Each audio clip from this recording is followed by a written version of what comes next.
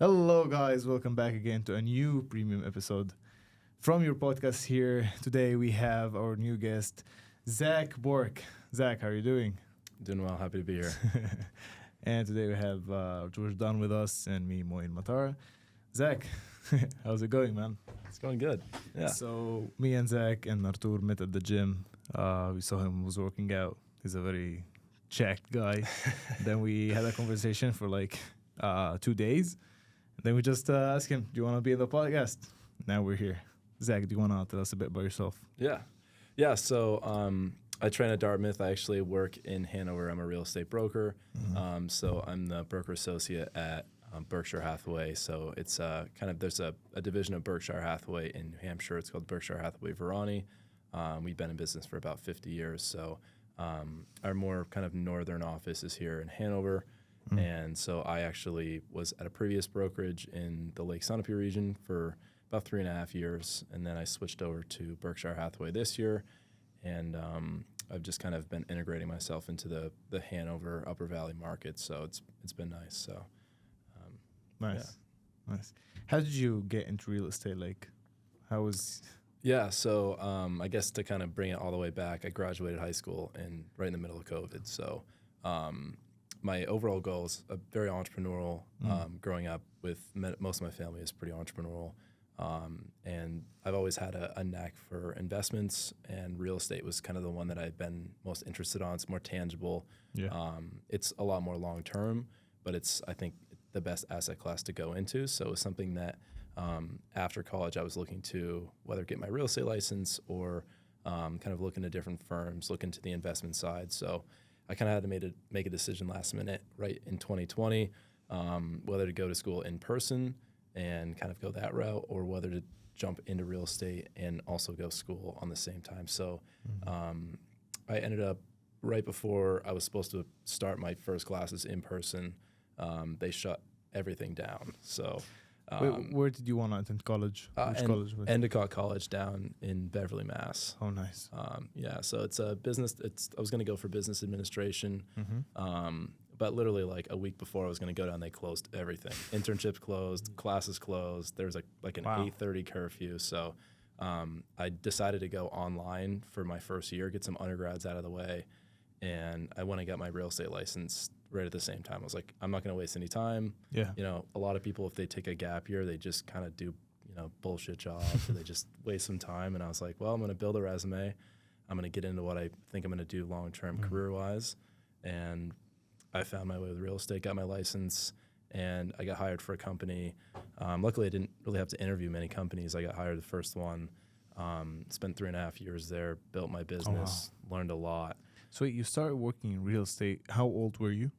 I was 19 when I got my license. Yeah. Nice. Yeah. So I started taking classes when I was 18, and then I officially took my license at 19. So one of the younger, I guess, licensees in New Hampshire, probably at that time. Yeah. Yeah. Nice. So Is it common in the US for people like to go this young? Is it like can anyone go who's just young and get a real estate license? The thing that I don't like about real estate, and one of the reasons I got in and kind of have been focusing on, is the barrier of entry to get into real estate is very low. Like it's 40-hour class, and then you have to pass an exam. So to get into real estate is very, very challenging, which leaves a lot of people, I think it's like a 95% failure rate within like 3 years of being in the industry. So most people that get into real estate, they get into it. It's very easy to get your license and to be active, but it's very challenging to build a good business and to actually utilize the business the way it should. So to my advantage, a lot of people who do get in who are unexperienced end up falling out and they don't stick with it. But luckily, I've been able to stick with it and build successfully. So interesting. And is it real estate broker or like agent? So I've been a real estate agent and the difference between real estate broker and agent I'll explain, but the first license that you can get is a real estate agent license. So that's your typical realtor who's selling residential, maybe some commercial. So I had my real estate agent license for about 3.5 years, and then I just got my real estate broker's license. And the only real difference between agent and broker is that you can hire people underneath you. And I think it just kind of separates you between just your average real estate agent and somebody who's taking it more seriously. I think that's a big thing, is just kind of, especially being 22 years old in the industry, you kind of have to have some things to separate yourself and to, further your education, further your title. And so I just got hired by Berkshire as their broker associate. So it's doesn't really change what I do day to day. It just allows me to structure my business, I think, a little bit better. Yeah. That's nice. Yeah. And how did you feel, being so young? Did you feel like all of this responsibility, or what was your motive like? So I've always been around real estate. So my father he's a builder. He builds a lot of the lake houses on Sunapee. So I've been around some really kind of high-end architects, investors. So I've had the ability to converse with people for a long time. And I would say the confidence going in, especially being so young, you kind of have to have confidence. So I guess in the beginning, it's a little fake it until you make it, where you're just trying to be the person that you want to become. So rather than trying to put on a persona that you're super experienced, that you have all this knowledge, I was never afraid to ask for help. So I've luckily had really, really good mentors, the best attorneys, the best investors, some of the best brokers in the country that I've reached out to and been like, hey, I don't know what I'm doing. Can you help me with this? Wow. Rather than just trying to take it on myself and, just push through it. And that's just not doing my clients a good service. That's not doing my business a good service. So I would say confidence mixed with resources has been the key for succeeding with being so young without experience, because a lot of people get into real estate without experience, and they could be 30, they could be 40. Some people are 20 years in the industry and they don't know what the hell they're doing. So I think being able to surround yourself with people who have done it and becoming that person. So you're just constantly surrounding yourself with people who are better than you, and you have no option than to get better. Could you tell more about how you found your first mentors? So I think it's a lot of people that you look up to. And I think with social media, there's a lot of ways to actually connect with others. So LinkedIn's always been a big one for me, just reaching out to people.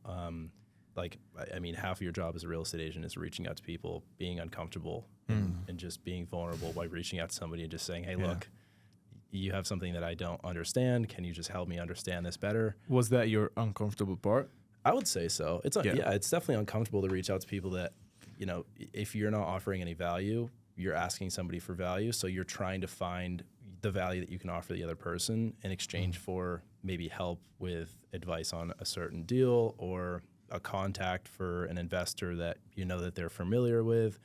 So it's just, you're trying to find your place of value in the market, and then to find that mentor or that person that can guide you. You're just constantly searching for the person who's doing what you're trying to do. So for instance, it would be like any business. Like if you were a personal trainer and you're trying to grow your portfolio or grow your clients, like maybe you don't look for people in New Hampshire that are doing well, but maybe you look for somebody in Massachusetts or Rhode Island or Connecticut that has obviously built a really nice portfolio. And just learn from him. And you can just reach out to them and say, hey, look, like I'm trying to structure my clients. Like, are you doing, like what kind of training styles are you doing? Are you offering classes? Like just small talk with people here and there. Instead of just going to somebody and saying, hey, can you mentor me? Yeah. It's never it's just not going to work. So going with a very objective, specific question. Yeah, very specific, very short, and then just, a little bit of information here, a little bit of information there, and then you'll kind of be able to build it yourself. And then the kind of full circle things, eventually you'll get to the point where now you're collaborating with somebody. Yeah.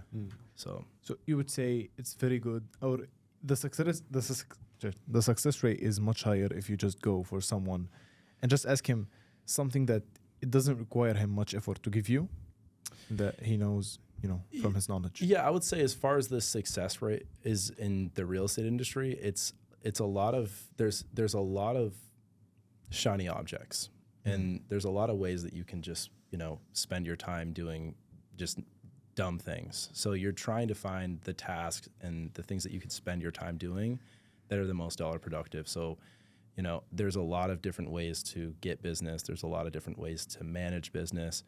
But over time, you should just be focusing on successfully running a business. I mean, the thing that people, I think, look over with real estate is you're running a business every day. You wake up and your job is to get new business. Your job is to take care of the business that you've already acquired, get the deals across the finish line. Yeah. And I think a lot of people just get distracted because there's just, real estate agents are very easy to sell to. There's programs, there's coaching, there's mentors. Wow. But you can take 1,000 coaching classes, go to 1,000 mentorship classes, but if you're not actually doing the work, you're not gonna you're not gonna succeed at all. That's actually interesting because me and Arturo a lot discuss about this. It's just knowing what to do is by itself hard. Yeah, it's very hard work is not only hard work is one part. The smart work, which is understanding what to do and knowing what the actual things that will boost you, which is setting the plan, understanding what you do, like knowing what to do and okay, this is gonna help me, this is not gonna help me. Just realizing these things through experience and through stuff like this is the hardest part. So, how was it for you being like a young guy? And just was it experience? Was it just learning from people? There's a lot of options. There's a ton of options. The biggest, I guess, the struggle is narrowing down the options. You have this giant funnel of paths of options, especially with the amount of opportunity that there is in this current environment. Can you give us examples from what were for you? Yeah, just to kind of jump back, I would say, a lot of people focus on working really, really hard, which you have to work really, really hard. But I know a lot of people that work really hard and are not successful. So I think it just goes back to finding the specific things that work and just dialing in on those every single day and just hammering them. So a lot of the things that, real estate is a very unsexy career. You have a lot of days where, you're closing on really nice sales or you're making really good relationships, but you have other days where, you have 2 properties under contract, the market's slow, the rates are high, and you're like, what am I going to do today? So you're on the phones, you're calling people, you're getting in touch with a lot of lenders and just trying to feel what the market's doing, where the consumer is going, where the sellers are doing, who's on the sidelines, who's entering the market, where the opportunity is in the market, and then you're running towards it. Because whether the market's up or down, whether it's a buyer's market where there's a ton of properties in the market and people are waiting and there's not this big rush, days on market are higher, there's more inventory, there's opportunity for buyers. Whether it's a seller's market like we've been in the last 3 years and there's no properties on the market, everything's going over ask. I mean, sellers have the opportunity, but there's an opportunity in every market. So what I've found is you're just trying to pull back a little bit from just being in the game. You're trying to take a different perspective on what the business is doing, find the opportunities in that market, who those opportunities apply to, and then your job is to connect those people with those opportunities and hopefully get success for them, build their portfolio or sell their investment property or get them into the house that they've been looking to get into. And you're just trying to find those opportunities and just shuttle that business to those people. Got it. That's nice. Yeah, continuing on your experience, I wanted to ask about your experience in the first company you worked in for 3.5 years. Could you tell more about it? Yeah, so the first company that I worked for was called Dolan Real Estate. It's a smaller company. They actually started in just around COVID, so they were a newer company in the industry. And they went, I think they were like third year or second year in the industry. They sold like 37 million. So nice. they popped off pretty quickly. And I had a lot of respect for the photography, for the marketing that they were doing. It says a lot when somebody puts in the attention to detail rather than just being status quo. Like a lot of real estate is the same thing. But people who can separate themselves is what I saw that company as. So I was able to grow with them and kind of build alongside them and learn kind of more intimately than it would be at a larger company. Because I could have easily gone to a Coldwell Banker or a Keller Williams and been one of 35 agents and just kind of tried to work my way up. But rather than do that, I went with a smaller company and was just hands-on with the brokers every single day. Eventually got to the point where I was their top salesman. And then once you get to kind of you're producing more, then you look for the next company so that you can then you can grow to the top of that company. You were top salesman. I was, yeah. Nice. How old were you when you became top salesman? 20 probably. 20. Nice. Yeah. Nice. Yeah. That's good. In a company, how many brokers or agents? There's probably like between 12 and 20. Nice. Like I think there was like maybe Nice. 15 at the You, time. you were the youngest? Oh, by far, by probably over a decade. Yeah. Wow. What do you think was the difference between you and other salesmen that make you better? I would say there's a lot of people that had other jobs besides just real estate. Yeah. I'm of the mentality of if you want something, go full force into it. I mean, I definitely think like I have a lot of different pillars that I like. I have fitness. I'm getting my drone pilot license. Like I have a lot of different things that I'm doing outside of just real estate. But if I wanted to be successful at that, the only thing I can do is focus on real estate and grow that. So nice. I would say just fortunately having no kids, being a young guy, and being able to put all of my time between just online school and real estate. I mean, those Wait, are you my were two doing jobs. simultaneously online school with the Yeah. work. Yeah, Damn. and those were my two jobs. Wow. That was basically just wake up, do those every day. That's it. Yeah. So I would say that's probably a good opportunity to grow quickly is if you can put 100% of what you're doing into that. Yeah. Nice. You know, it's very fascinating because you see all of these people in the media who talk exactly what you're talking right now, but they're just trying to sell you a course or something like Yeah. mentorship. But it's very fascinating for me to ask you something. What was your biggest fuck up? Because now you seem like damn, you had all these good experiences. Oh, but I learned know, a yeah, lot. yeah, Yeah. that's what I'm asking. Where was the and shithole? so every deal has its. I mean, there's challenges to every single Yeah. circumstance. I've had a couple of deals where you think everything is going good, and then something that you have no idea can happen goes wrong, like days before closing. So I would say probably the biggest like oh shit moment was I was actually in Mexico, and I was coming back from Mexico. I had it wasn't a direct flight. We flew into Florida and then from Florida back up to Boston. Yeah. And so I had a deal that was supposed to be closing like right when I got back. The client was out in Hawaii.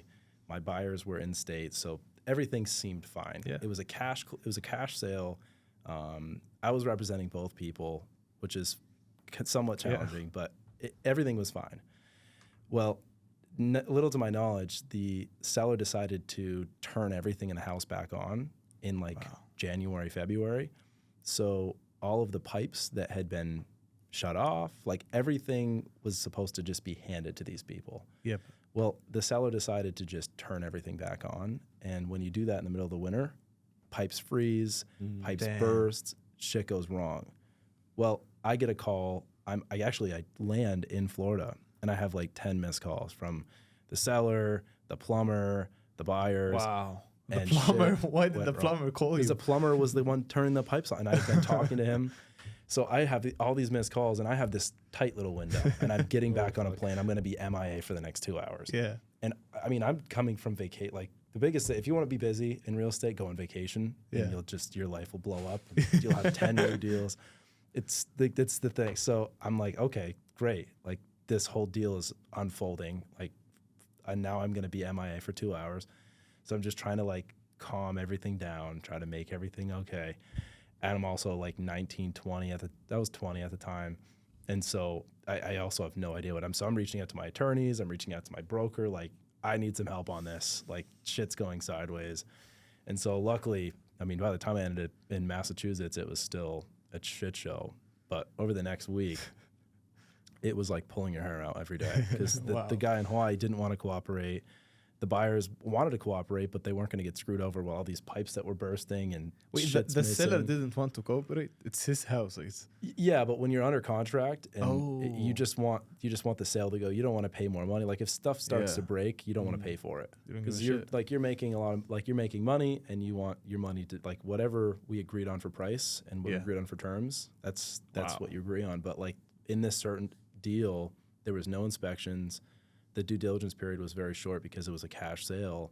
So there was no other negotiation in this. It was just cash sale, property is as is, we'll buy it. Well, when you change the condition of the property, it's no longer as is. And he didn't want to cooperate. It was a tough challenge. So luckily, I got it across the finish line. I ended up paying for. I took a bunch, like I took a few thousand out of my paycheck. Why? Just to get the Oh, deal the to deal go done. through. Yeah, just to be like, if I can do this and you guys are all right, the deal will go through. So the Fuck deal it. went through, but yeah, you learn everything from every transit. Like I know certain things from that deal that I'll never do Forget. again, or I'll at least know not to do. So every single transaction that you do, you have certain challenges, certain things you learn, which is nice. I think you can't learn unless you're doing it. So you know you get sidelined sometimes, and you just get this curveball out of nowhere. But you just have to figure out how to step up to the plate again and hit it, and not strike out. So. Nice. Would you say that, like, the experience is super interesting? Would you say that this experience in particular was the most educational for you? No, I think it was the most eye-opening that things really can go wrong, because when you're doing well and things are going right and you have a formula and you're just redoing that formula, You're consistent with it. you're consistent with it until something changes. So the biggest thing I think I learned from it is just nothing is going to go according to plan. Things are always going to be changing. So you're now just waiting for, you're just kind of feeling out proactively what's going to happen, what's going to go wrong, what's going to go right. Because a lot of the times things do go smoothly. I mean, my job is to make sure things go smoothly. My job is not to, I mean, I put out a lot of fires, but I'm also trying to prevent fires and make sure that shit doesn't blow up. So I wouldn't say that it was the most educational. I would say a lot of the deals that I've done that have been more on the investment side, where you're actually running numbers, you're actually working with investors, you're kind of hands-on in the full experience of it. That would be more educational, because at the same time that you're representing clients and you're working on a certain deal, you're also doing so much work, so much networking just to figure out what that actual niche is. That's, I would say, is the most educational. Nice. Yeah. It's amazing. Was it like hard for you in the beginning? Were there tough times? Yeah. Was it lonely? Was it, Yeah. how was the journey for you? Definitely. I mean, you don't get a paycheck unless you close a sale. You get $0. How hard was it? When did you get your first deal? Let's talk about that. Well, luckily, I closed my first deal pretty quickly, but there was I'd gone a couple of months without a single commission. Like the thing about real estate, it's all commission based. So you eat what you kill, which I love. Like you have to hustle to get it. That's good. Like there a lot of people, you show up, you work 8 hours, you get a paycheck, you go back home, you show up, which is nice. It's comfortable, it's consistent. And I'm now at the point in my life where I'm trying to build pillars of income that are consistent. But being young and being ambitious and knowing that you have no other option, you either are going to get paid $0 and put in all this time, or you're going to actually do something productive so that you can get a paycheck. So, there was a lot of struggle in the beginning where you're just, you're trying to make these sales, you're trying to make these deals work, but it's just not working, or the market's changing, or something's happening, and the deals are just not flowing through. And you have zero commission coming through, and you have no other option besides go for it. So there was a lot of months where you don't close a sale and you get zero commission. And luckily, the way that commissions work is sometimes you'll get 2,000, 3,000. Sometimes you get 25,000. So it Damn. depends on the margins are high. Yeah, so it depends on you have to especially weigh the ego of, like, if you get handed a $25,000 check at 20, you want to go spend it. You can't spend it. You have to save it and invest it, pay taxes. So you have. I mean, it makes you figure out really quickly how to be ultra structured with your finances, because sometimes things are really, really good and the market's hot and sales are flowing. Sometimes it's not, and it's seasonality too. Like a lot of the times during the winter markets, there's not as much transaction volume. There's not as much closed properties, but you're making a lot of your sales in April, May, August, September. So you figure it out, and it's taken 4 years to really, really figure it out. But I mean, it's a shock at the beginning because you're so used to just working, getting a paycheck, and then taxes are taken out. you file at the end of the year, but it's pretty easy. Now you're like talking to CPAs, trying, how am I going to write this off? Like, what can I do here? Did you ever work 9 to 5? Yeah, I mean, like I had jobs in high school, but post high school, I have not had a 9 to 5. Nice. Yeah, my goal, which my father's very entrepreneurial. He has a business, so like I've grown up kind of in that environment of just a not really like he like obviously went to work. He probably worked 12 hours a day, but like the money that you make is based off of what you're doing. Yeah. So I've always kind of been geared towards creating my own success and kind of diving that route than just going in. And every day is different for me as well. Like I don't have the same day. Like every single day I can kind of choose what I'm going to be doing, which is a lot nicer to me than somebody telling me what to do, which I don't mind. I think a lot of the culture right now as far as the entrepreneurialism is just, I don't want to work a 9 to 5. I don't want somebody telling me what to do. I want to be my own boss. That's all great to say, but like you have to be your own boss. You have to tell yourself what to do. And like, definitely. You have to be an asshole to yourself. Like you can't let yourself slack off. And that's where I think a lot of people in this culture right now are realizing that entrepreneurism is not sexy. Like I grew up listening to Gary V. Like Gary V was probably one of my first like really, really followed podcasts, followed like entrepreneurs. And it's easy to slip into like the idea of just taking an unconventional route or going in a path that it sounds really good or looks really good, but it's tough. And every day you have to wake up and you have to hustle for it and you have to want to succeed. So I think it takes a really, you have to really know yourself. You have to really understand what you actually want. I love that. So you have to know yourself. Yeah, and there was times where I questioned, like, is this what I want? Like, do I want to wake up every morning and like hustle? Like, do I want this? Do I want to fear failure every day?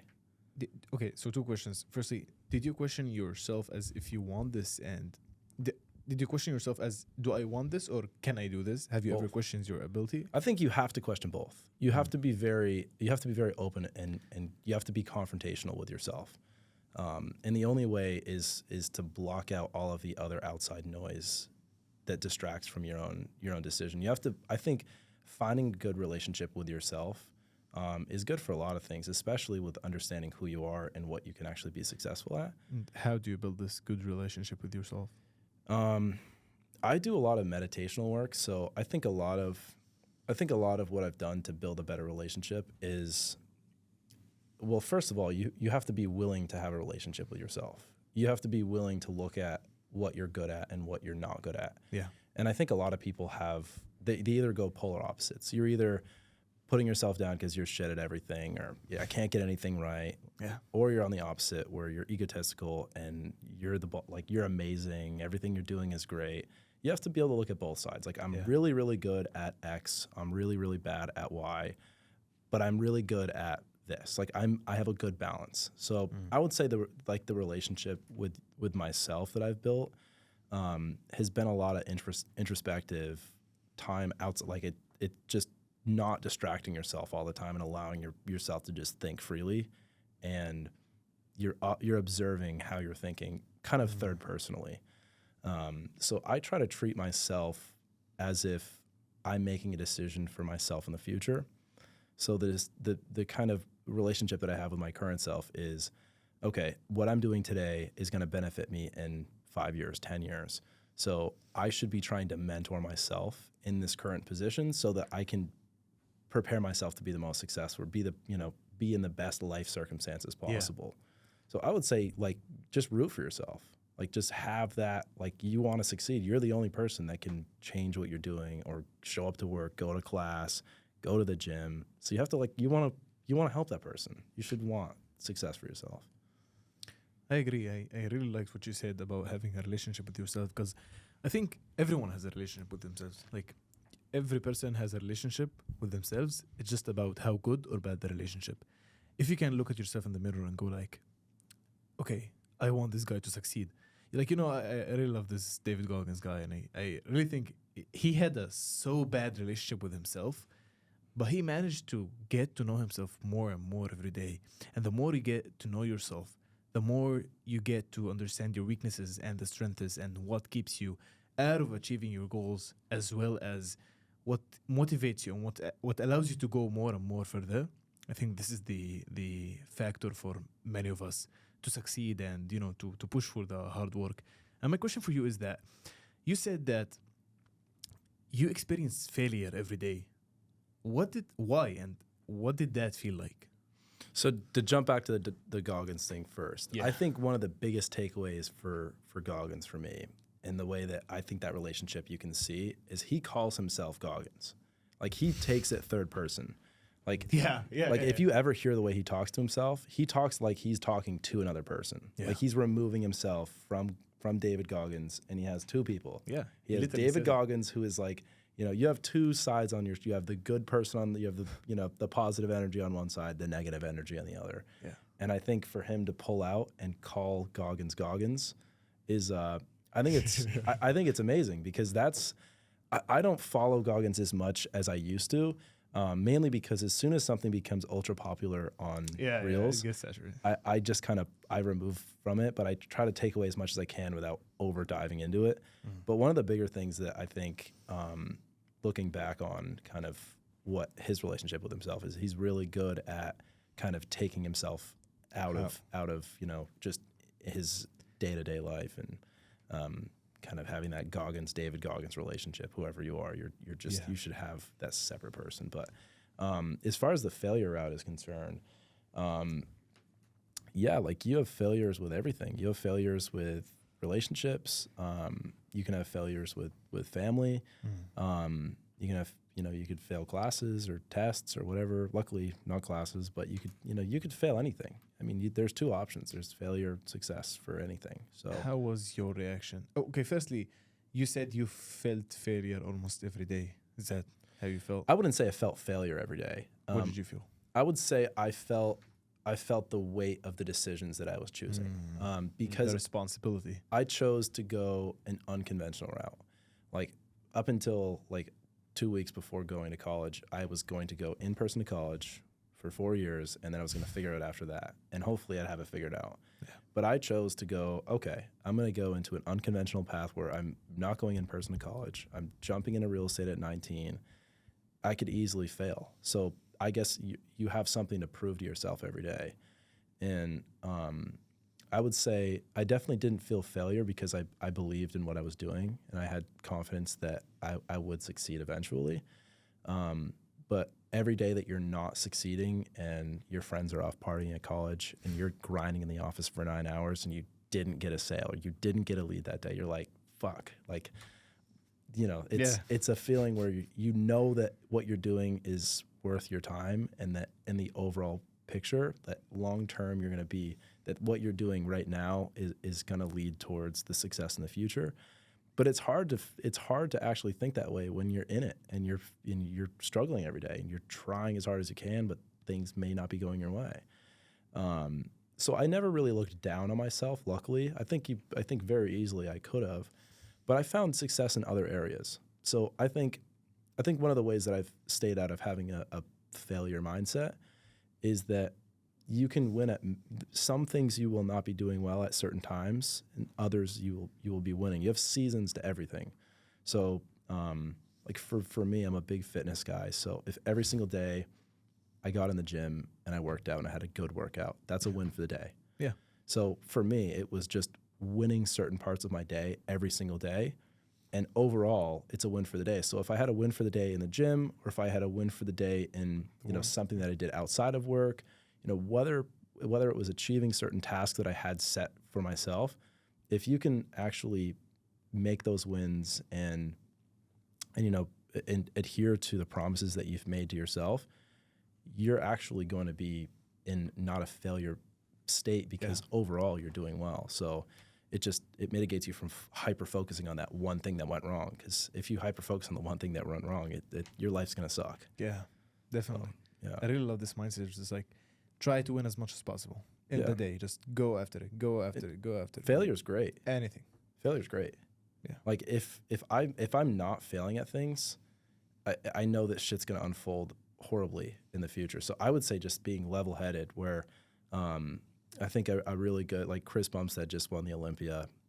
One of the things that I think was really, I guess in his podcast with Chris Williamson, he was talking a lot about not numbing yourself for the highs or the lows. So instead of, when you're going through something that's challenging and you allow yourself to get super, super low, or whether you're going through something that, is just monumentally euphoric and amazing, you allow yourself the ability to feel those feelings, but you're not going too far in either direction.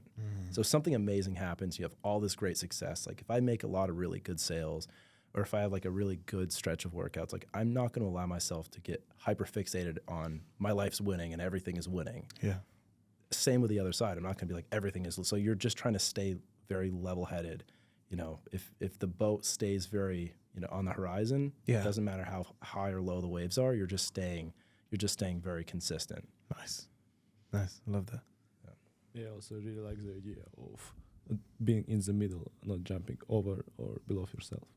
Could you tell more about what do you do with things that you feel you are weak at? Things that I'm weaker at. So I think a good way to figure out what you're not good at is not only having that relationship with yourself, but also if you ask somebody, what are things that I'm good at or what are things that I'm not good at?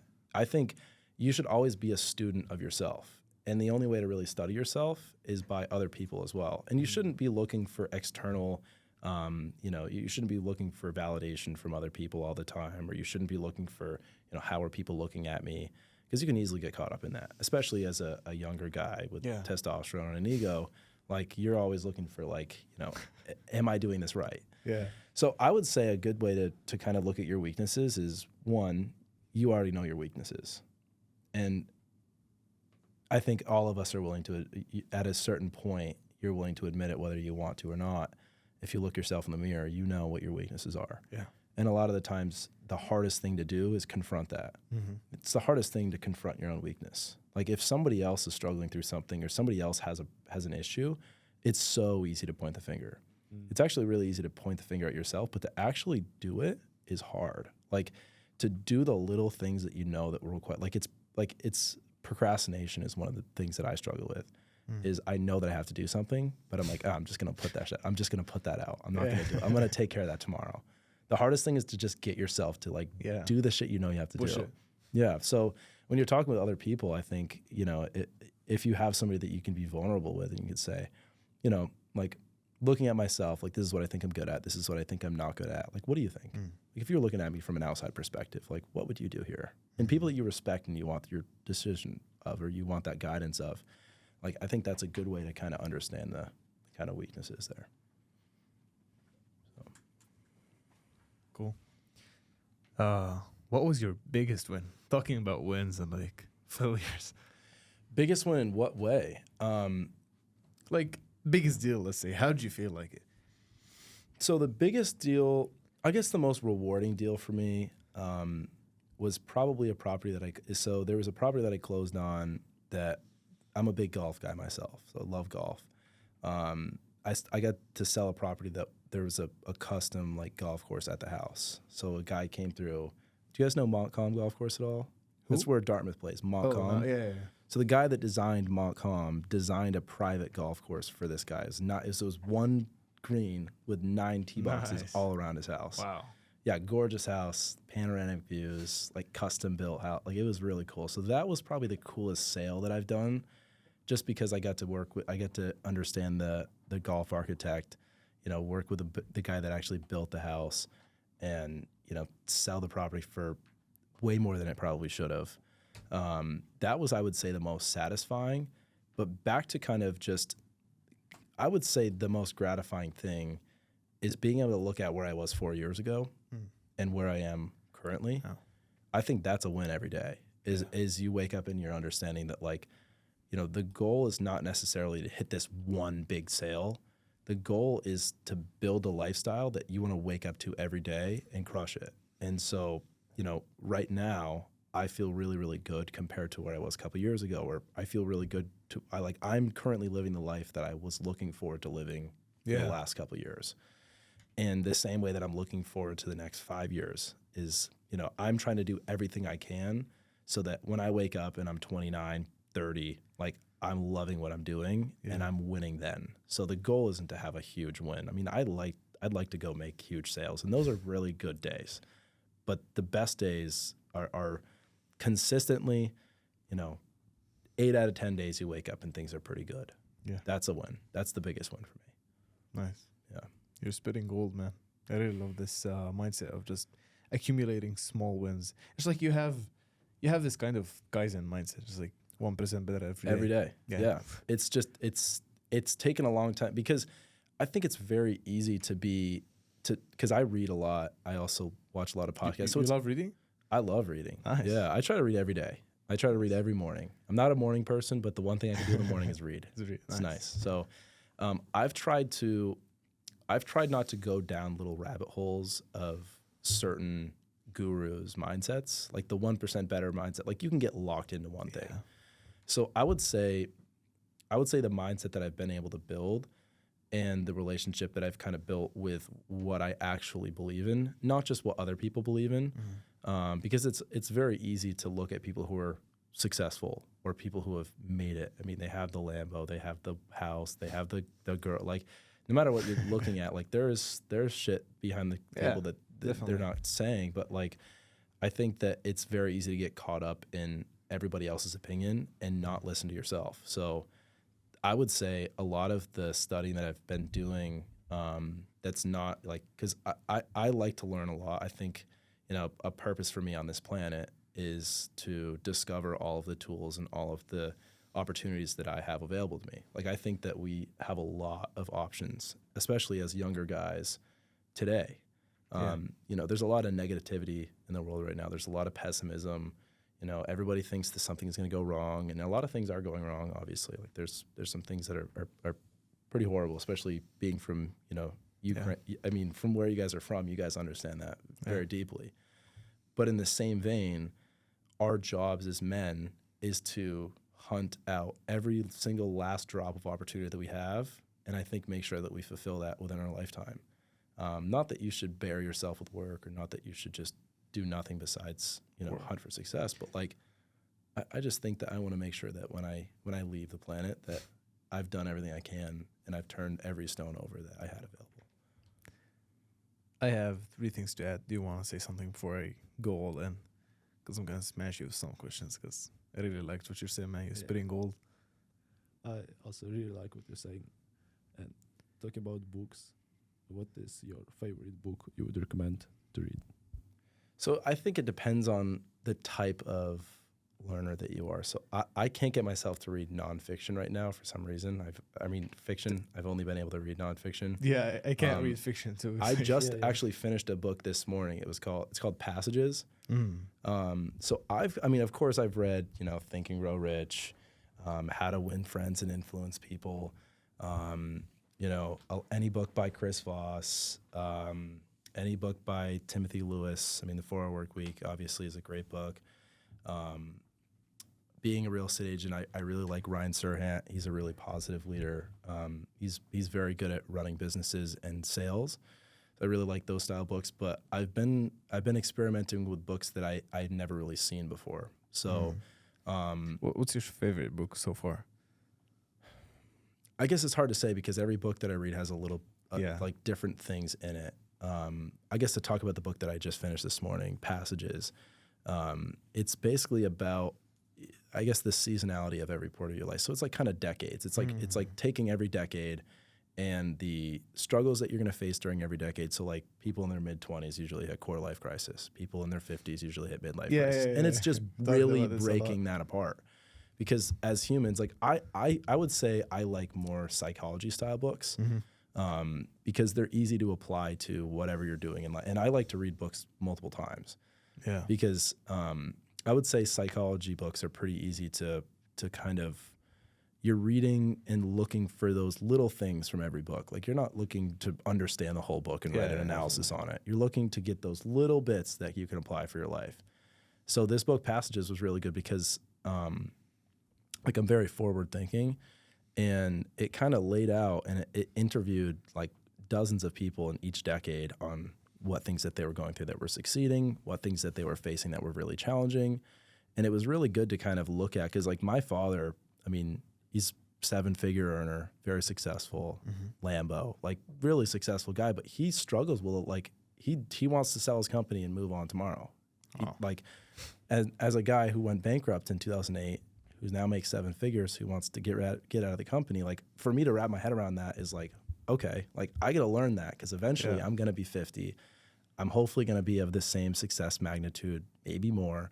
Hopefully you have to understand what the future is going to bring. So the book Passages was really, really good to kind of have the insight from future, I guess, future seasons of your life, so that when you actually get to that point, you can understand that, okay, this is not me feeling this way, or this isn't my life going this way. This is the time of life that I'm living, and this is expected. Like it's going to be expected when you hit 40 or 50 and to want to go do some other venture, or the time starts to tick and you're like, I only have X amount of time in this life. Like right now, we have more life ahead of us than we do behind us. When you hit 50, 60, you have a lot less time in front of you than you do in front of you. So it's tough to hit those bridges in life. And those are the things that you can't appreciate until you've hit them. So I really like books like that, where the author is very vulnerable and forward with the kind of way of life that they're going through, and you can apply that to your own. Interesting. I want to ask you something. Was there a switch when you felt from going from, have you ever felt that you were unsuccessful at some point of your life? Just say yes, no question. Yeah, of course. Okay. Was there a switch when you felt going from, feeling unsuccessful to now feeling successful? And was it about money? Was it something that you did that you proved to yourself, hey, I can fucking do it? Yeah, I think I've made a lot of changes to the lifestyle that I really want to live. And I think that's been the biggest turning point for me, is you get stuck in the day-to-day habits of, you're trying to build that lifestyle that you're desiring and that you're going after, but you're just stuck in that day-to-day where you're living in the same area. Like I've moved around a pretty good amount. Like I've had apartments all over the place. And before I came up in the Upper Valley, the last place I was living was a condo in Vermont. Like I spent all winter in Vermont is a really cool location, but it was on a mountain. There's no service. You're literally tucked into the trees in this mountain. Cool spot, very depressing because there's no sun, like at all. Like you're just in this dark cave all winter. I'm driving 45 minutes to the office every day. Nobody's at the office. And I'm just trying to pick apart what things in my life I'm not enjoying. I'm like, okay, I really don't enjoy being in this dark place every day and driving to an office where people aren't going. So I made it a point to push myself to change almost every variable in my life. So I've moved to a better location, switched brokerages, got my broker's license. I've made a lot of really good connections. I recently broke up with a girlfriend of 4 years. I've made a lot of changes. Wow.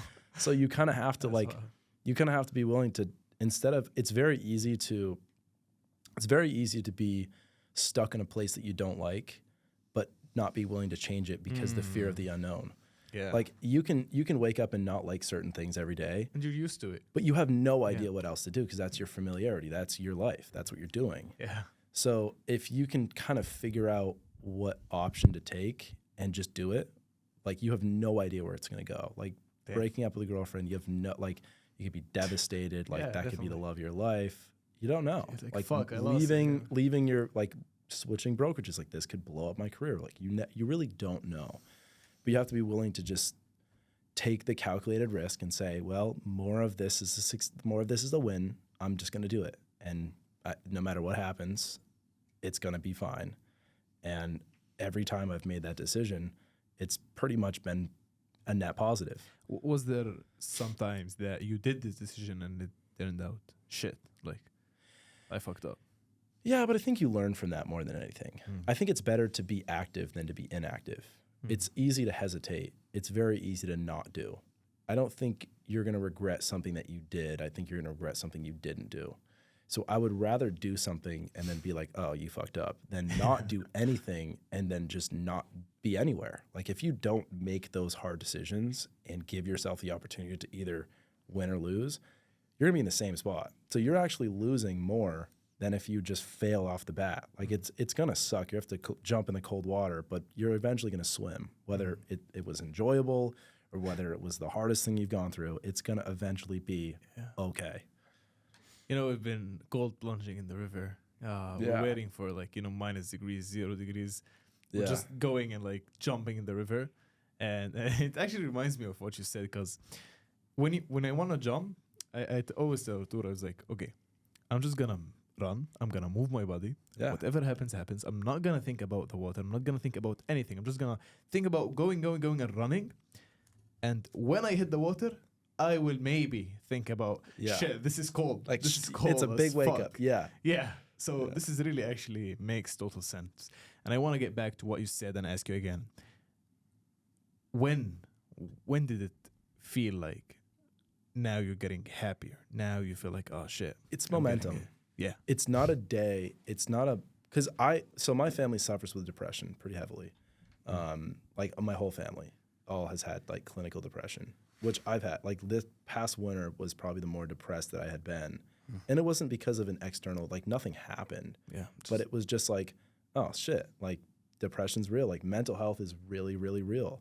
So I've spent a lot of the things I've been learning about are mental health and how to actually balance your chemical, you know, balance your brain to be the best that it can possibly be. So I spend so much time focusing on my body, focusing on the gym and what I look like and how well I'm training, but you're not focusing on how well your mental health is. And, you know, I think it's really easy to just kind of push that aside as a guy and just be like, no, like you're fine. Like you're fine. Like today you feel like shit, but like that's fine. But like eventually you kind of have to look yourself in the mirror and say like, no, like you're struggling mentally. And the only person that's going to get you out of that is yourself. So, I would say that was one of the, to go back to talking about like one of the weaknesses is confronting the things you're struggling with mentally, being able to be vulnerable and getting help, going to therapy, getting on medication if you need to. Like those are things that I've tried to advocate a lot of my friends to do, that are guys that are, you know, they're big dudes, they're bodybuilders. Like they have, everything is strength on the outside, but inside you have no idea what's going on. So I think as men, something that I've really enjoyed recently is we're finally now talking about like working on your mental health. And it's okay to admit that you're depressed or you have anxiety or whatever it is. But the only way to actually build a better life and to have this good mentality is to admit that and to tackle that head on. So I think the win and the kind of momentum that I've built is kind of just peeling everything back and being able to look at the things that weren't necessarily going right. And I think a lot of it boils down to kind of my mental health. I mean, it controls a lot. If you don't have a grip on your mental health, your life is probably, it's not going to be as enjoyable. It sucks. It's going to be difficult. So that's square one for me. How did you, like, would you say that maybe sports were a big transformation in your life? Like, what was it for you that changed your life, actually? Like, what was the thing that boosted you? What's the thing that you would tell anyone who's feeling shit in the shittiest place in their life? Just leave everything and do this. Number one, exercise. Yeah. So I would say for me, exercise has always come easy to me. I've always been disciplined in the gym. So that part has never been difficult. Yeah. What became difficult was when I was so depressed that I didn't want to go to the gym anymore. And I would still go, but I finally, for the first time in like 6 years, didn't want to go to the gym. And so I would try doing other things. So walking outside, you know, doing different hiking. I've been hiking a shit ton this year. That's been amazing. Like for the mental health has been amazing. Like if you want to fix your depression, just go walk outside. just put your phone inside, leave it. Nice. Walk outside. So biggest thing I would say is trying to control the dopamine and inflow serotonin from natural paths. So going out and actually getting that positive reward rather than trying to search for it and numb everything else. Because if you're feeling really good, You don't want to numb that feeling. You want to amplify it. Yeah. But if you're feeling really shitty, you want to numb that feeling. Don't numb that feeling. Allow yourself to sit with it for a little bit. Allow yourself to feel your emotion, but then go outside, exercise, put your phone down, like put screen limits on all your shit. Like don't scroll Instagram. Like just focus on like your one job now is to get out of that depression that you're in. And so I would say anything to do, exercise. You could do the cold plunging, like that's very beneficial, but it sucks and you're not going to feel it in the beginning. Yeah. Sauna has been amazing. Like I think anything that you can build that kind of relationship with your body and your mind is really, really helpful. Also seeing people, like it's easy to just not, especially in New Hampshire, it's easy to just go to your work, get home, don't see people. Yeah. Maybe you go out once a week. You have to force yourself to go out like twice a week. You have to see people, be around people you like, and eventually, like, you have to know everything's going to be okay. It's going to be fine. So, yeah, that's what I would say. And then just reach out to people. Like, I finally, like, all of my friends now, probably because I've told them a billion times, like, if you feel like shit, call me. I don't care what time is it. I don't care if it's 2 a.m. Like, just call me. It's going to make me more upset that you didn't call me than if you interrupted something. Like, just call me. So I think that is something that I think a lot of people should be. I think we're definitely getting better in society, but I think just taking it head on, and it's okay to do that. Nice. It's fine to take a mental health day if you need it. It's fine. So. Wow. That's really interesting. Artur, nothing to add. What have you guys, I guess to flip this around, what would you say to somebody who is struggling with something, or you know, what is your personal experience So been? I always tell my friends, regardless, I would jump, but on what you said is that you will never regret a workout. You will never regret doing something hard. Fuck the workout. Yeah. Cold plunging. Literally every freaking day we go like, shit, not again. Yeah. Like I always like wake them up, go to his room, like wake up, come on, let's go, wake up, motherfucker, let's go. And I'm hyped up, and you know I go down, and it's freezing fucking cold. Like my fingers get big. It's like insanely cold. It's like 0 degrees. And I go like, shit, will we do it? Are we gonna do it really? And everyone goes like, yeah, motherfucker, you woke up us. Like you woke up. Fuck, we're not gonna do it. Might as Yeah. It's like, what are you gonna do? No way back. That's it. So the fun thing is that you will never regret doing something hard. And because when we jump, as cold as it could be, as shitty experience it would be, you will never regret doing something hard. So this is my take. So if someone just asks me, what do? I would say, look for the shittiest thing you can do to yourself in a matter of, fuck, this is uncomfortable. This is so not me. This is so beyond my even comprehension. Like I would not even imagine didn't even come to my thought, and do it. Just do extensively. Yeah. Spam it. Eat the shit sandwich. Yeah. Every day. Exactly. That's what I would do. And that's what I did in the gym. I was never the guy that used to train. I used to fit in a fucking drawer. Like I was so small, so skinny, so short. And then I just bulked up. Even like, it was crazy. Food. Yeah. It's like, yeah. Artur. For me, I would say that if you struggle with something, like I have 3 things to do. Like one is journaling. Like write down what you feel. Or write this down. It will help you, because when you write, you start to think slowly. Like when you're thinking on your own, it is fast and chaotic thinking.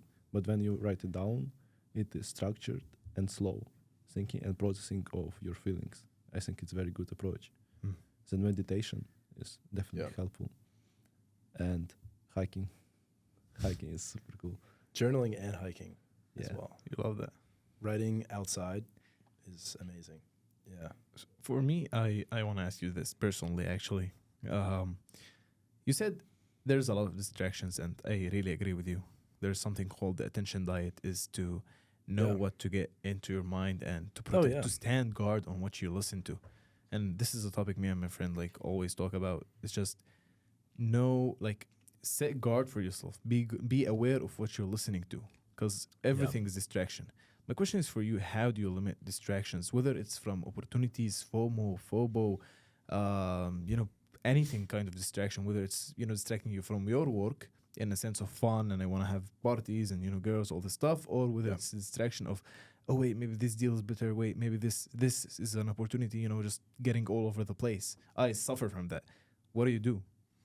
So I think, and that's really challenging because everything right now is geared to get your attention, which if you can figure out how to get other people's attention, you're going to be very successful. Like in my business, my goal right now is to build a certain niche that I can kind of interact with other people who are like-minded, garner that attention. That's how businesses are kind of built, and it's very easy to do that online.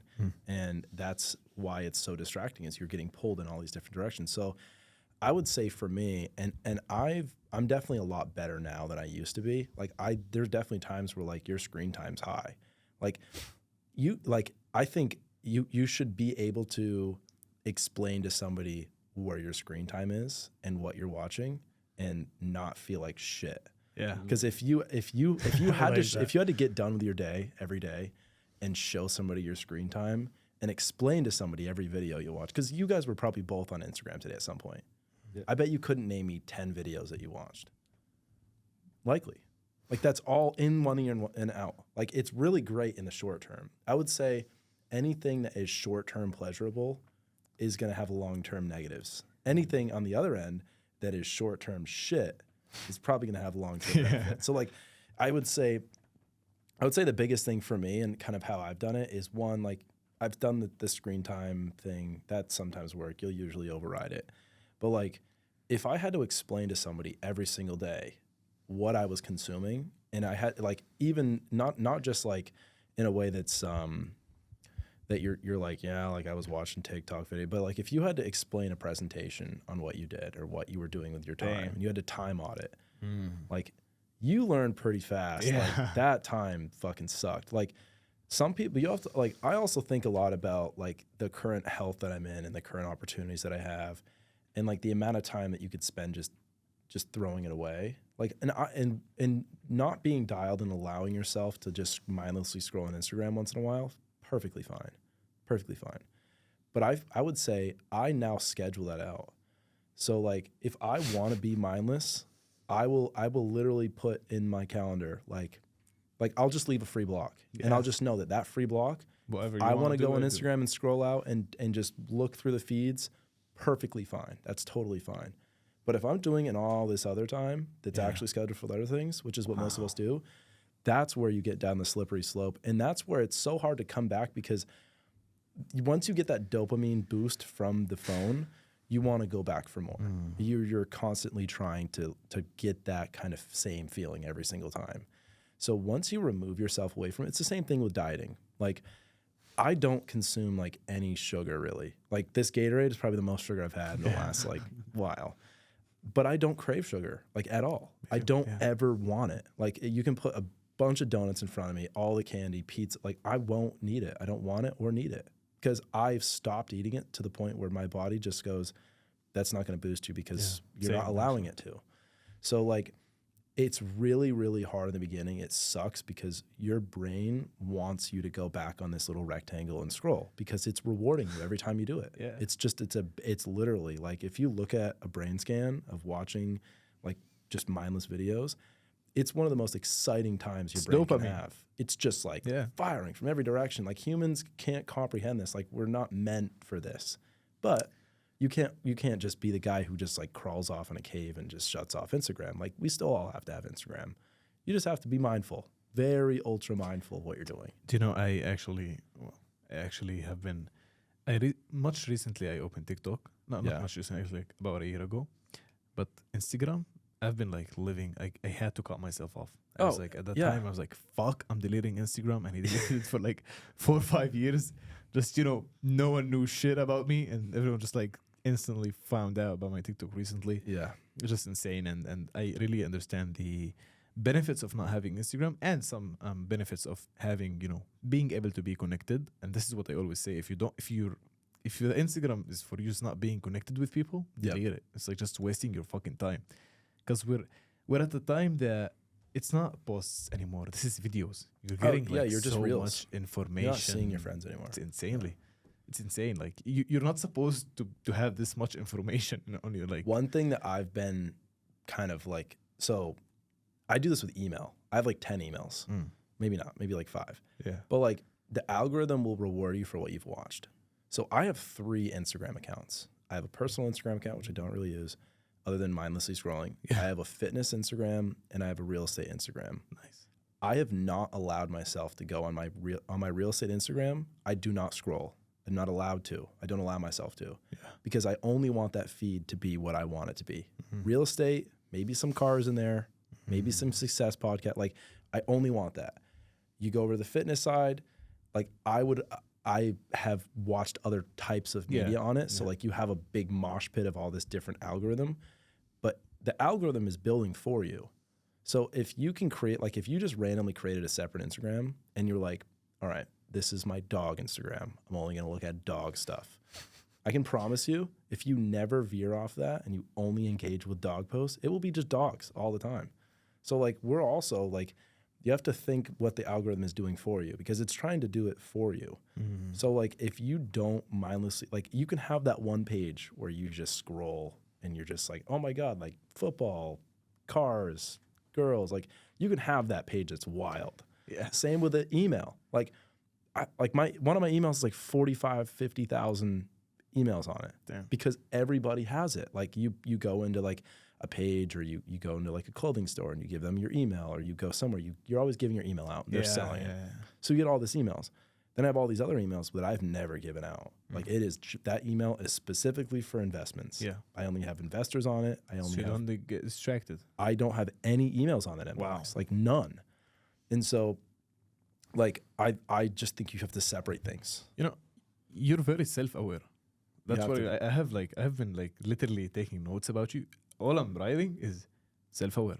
Self-aware. You understand what you're doing. You understand what's coming in your mind, what's going out. Like you're aware and you're setting it for yourself. It's not like that. Yeah, I was born aware. That's it. I'm aware. No, you're making like you're putting yourself in an environment. You're setting all of the settings just to be aware. And this is actually like going back to the looking at yourself with a third perspective. Yeah. How did you develop that, and how do you maintain it? So I would say at the peak of like my depression this past winter was like the biggest thing for me was like not wanting to get out of bed in the morning. And like alarm goes off. Did you have times like this? Just sitting there. Yeah. Wow. Like, you know, I'd have some mornings where it would be like 9:30 and I'm like in bed. Like I was trying to get up at 7 and you're just like, I mean, that's not even that late. But like, Yeah. you'll have some times where like you kind of have to look at yourself like if you can imagine yourself, like if you're trying to succeed at something and you're visualizing yourself achieving it, you're visualizing yourself from a third person achieving that. Whether you're an athlete, like visualizing yourself in the end zone. Like a lot of athletes do this. Like they'll visualize themselves and they'll train for the feeling of achieving what they're going for. So I kind of took that perspective and put it into my life where like I would just watch myself and I would just kind of look at my life as if I'm watching over what I'm doing and I'm trying to kind of help that person. So like if you're in a low point and you just kind of pull yourself out of your life and you look at it and you're like, fuck, like he's going through a tough time right now. Like how are we gonna get out of this? Are we? Like exactly. Because you're looking at yourself. Nice. Which I've had a couple people who, because luckily, like I haven't had any, I can't say any depression, but like I've had like a really, really good mental health for the past like probably like 8 to 10 months. Nice. Probably more than that. Nice. But like I've had a lot of friends that have gone through some shit recently, and the same thing that I've always told them is like, let's build this relationship. Like let's take this other person, like remove yourself out of it. Like you're looking at it. What advice you're giving them? Because I'm great at giving advice. Like if somebody comes to you for advice and they're asking for solutions, if you're a solution-oriented person, you could probably give those solutions. If you came to yourself for advice or solutions, that's hard. Yeah. That's tough, especially if you're inside yourself. Because you really know the shit that is going through your mind. Yeah. Because like, It's easy to give external advice when you're not in it and you're not feeling the weight of that. It's easy to give it. Because like when somebody's going through something and you're like, wow, like it's really not a big deal. Like to them at that moment, it's a big deal.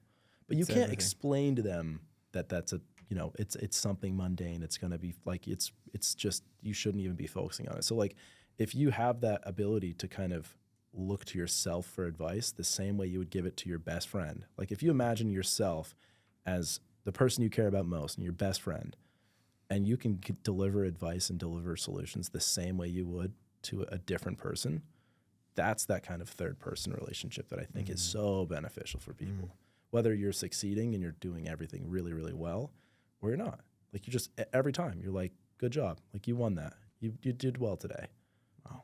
Interesting. Yeah. Artur?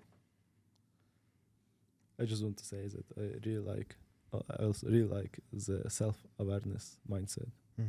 I think it is super really helpful.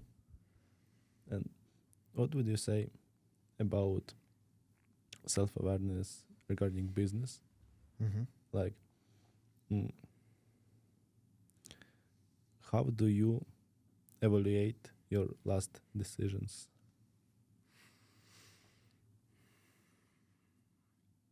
I think every decision that you make, I think if you don't look back at decisions and question them, you're not looking at it from the right angle. There's always something you could have done better, typically. So if I'm looking at decisions that I'm making on a day-to-day in business, and I'm trying to evaluate, like I just recently did business planning with I sat down and I was like, this is what I want to achieve. This is what I've been achieving. Like, this is where I want to go. You have to evaluate what you've been doing, like input, output. Yeah. What you've been doing, what you've been getting out. And it's very easy to, and you have to kind of dissect what you've been doing before. And like, it's the same thing. You know that you're doing things correctly, or you know where your weak points are. Like, if you really, really think about it, like, yeah, I really didn't do much on that. Like, I really didn't give that my all. Like, So I think with the business, it's very much of, once you break numbers down, that's where, like, numbers never lie. Yeah. So if you can look at things from like multiple different points of observation, whether it's from total volume, whether it's from total like the numbers that you're producing, whether it's the number of people you're talking to every day. Like, my business is broken down to, like, even down to the point of, like, the amount of conversations we're having every day. Metrics. Yeah, you're breaking down the data and you're working backwards. Like, I would say a lot of success is just working backwards. So, like, if you want to be successful in business, like if I wanted to sell $10 million worth of real estate next year, I know that, okay, there's 12 months in a year. And if I'm going to be selling 10 million, I'm going to want to sell, let's say 25 properties or 20 properties. That means 20 properties, 500,000 a piece. Like, how am I going to get 20 properties at $500,000 a piece? Okay, I need to talk to this many people every day. I need to make this many sales, because you're not going to close every sale. So if you close 20 properties, you need to have like maybe 30 that are like in the pipeline ready to go. Maybe a couple fall through. So you get that 20 at the end. So you're accounting for, for areas of misfortune and just things that are not going according to plan. So it's just, I would say with any success, is working backwards. Is you're looking at the goal and you're just breaking it all back down. Same thing with fitness. Like, if you wanted to achieve a certain body, like, you can't just go, I want to look like Chris Bump said. You also have to, like, if I want to gain 20 pounds, like 20 pounds, okay, that's going to take me 20 months. Let's say if I want to gain a pound a month, or 20 weeks or whatever. So you're working backwards and you go, okay, so today my job is to eat X amount of things, or my job today is to call X amount of people or talk to X amount of people. And then over this week, if I haven't gained that weight, or I haven't made those clients or relationships, then you have to skew and change what you're doing. Yeah. Question: how realistic should these metrics be? I would say pretty realistic. Yeah. They're actually pretty within the scope of what you can, or like, do you push yourself? Oh, I think you should definitely push yourself, but you shouldn't be unrealistic. Like, if I said I wanted to sell $50 million next year, that would probably be unrealistic, unless I could feasibly, like, make that transform in my business, and I could plug that in. Like, that's something that I think you have to be realistic in what you're doing, but you should always be pushing for a little bit outside of what you're comfortable with. Like, you should have, if your goals are within an easily attainable, like, if you think, you also have to think, like, you also have to know yourself. If I know something is easily attainable, not going to give that much effort. Yeah. I'm just not. Like, because I know it's going to come easy for me. Like, other things are going to come really, really hard for me. And I'm going to work harder to get those. So if you give yourself just enough to know that you can get it, but you're going a little bit further so you can't just skate, that's where you're actually going to make that difference. Because if you just take your abilities and go after what you're capable of doing, you're probably going to get to like halfway through that and be like, I got it, we're fine. And then you're going to slope. And that's when things start to fall. You know, if you have a test you're studying for and you're like, I got this in the bag, like I don't have to study well for this, you go do all this other shit, you get to that test, you're like, I didn't know any of this because you didn't push yourself. Like you have to push yourself for everything. So you have to shoot for that, you know, you have to shoot for it with whatever it is, whether it's, you know, classes, the gym, business, relationships, everything. Yeah. Tell me about the race. So we live in a race. Like many of us have this mentality of fuck, I don't want to fall behind. I need to do this, I need to do that, I need to do this. And this is why I asked you regarding the realistic and out of your scope metrics, because sometimes people go like, you know what, fuck it, I'm gonna transfer my life. They set all of these goals, they have these systems, and they just put unrealistic 20 pressure. hours a day of work. Which you like probably they're not gonna do it if they haven't been working their whole life. Yeah. But you know, it's like this race mentality that always this person, because I also want to relate it to another subject, which is the FOBO, but the mentality of fuck, I need to do more, I need to do more, I need to do more. I'm still not there. You look at him. Did you suffer from like? Did you Definitely. Yeah. That was my biggest, I guess that turning point is when I stopped thinking that way. Because every day you wake up and you're like, today is going to be the day where I'm going to change my whole business and I'm going to change everything. Today about is the myself. day. Like today's the day. Every day is the day. And then the day hits. Yeah. And Nothing shit. changes.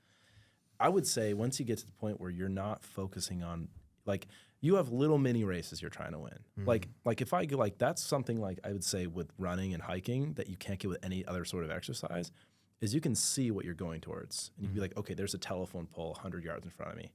I'm not going to stop until I hit that telephone pole. I'm just going to keep running. I'm not focusing on like 100 yards of front of me. I'm just focusing on that one object that's right there. I'm going to run towards it. Because every day we wake up and you want to cover ground. It's a race. Like if you're comparing life to a race, the goal is to go from one point to the other point. If you're so focused on that point in the future, you're going to run in all these crazy directions and not go anywhere. But setting this point is also by itself not easy. Because, for Very example, if me and Arturo are running and I see him, he's just, yeah. he has ran like much more than me, and I'd be like, fuck, I need to catch up. I need to do this. I need to do that. Have you faced that? Definitely. Tell me about that. Yeah. So, you're highly comparative, and then the only way to know if you're doing things right is to compare yourself to other people too. Yeah. Like that's a really great way to compare your success. And if you're running your race the right way, and you see somebody take off, your first thought is, oh shit, they're taking off and I'm not. And you can go two ways with this. You can go one way of, oh, that guy's taking off and I'm not going anywhere and I'm doing everything wrong and I need to run in all these different directions, and maybe he's got different shoes than I have on, and maybe he's been training better, maybe his parents have more money and they bought him all this equipment. Or you can go, damn, that guy's running fast. Good for him, first of all. Like I am like, when I see people succeed that are not me, fuck yeah. I want everybody to succeed. There's so much success available that everybody you know could be hyper successful. You're still gonna be successful. You should never want other people to not be successful just so that you will look successful. The biggest thing, and this is why I left my last brokerage, I asked her this simple question. I said, if you could build success by either building the biggest building in town or by taking every other building and flattening it, what would you do? She said, I'd flatten all the other buildings. Wow. And I said, you wouldn't rather just build the biggest building? And so that's a big way to look at life, is like, all these buildings are going to be building besides you. All these other people are going to be running faster than you. Your job is, one, if you're surrounded by people who are also successful, that's amazing, because all tides will carry. Like, everything around you succeeding, you're more likely to be lifted. You guys go to a great college. Like, there's more opportunity for people to succeed here, and there's more people who are hungry than there would be at, you know, maybe a community college. Not to say that that's not a good route, but you guys see people who are this is an Ivy school. Like there are people who are going to be like high-end doctors who are going to be, commercial lawyers. Like you guys are running in a race against a lot of very competitive and very, intelligent, intellectual people. So that's amazing. And I want success for everybody. I want to equally build my building the same time everybody else is. And, hopefully I do everything I possibly can to run the race the best way or build the building to the highest and best quality possible.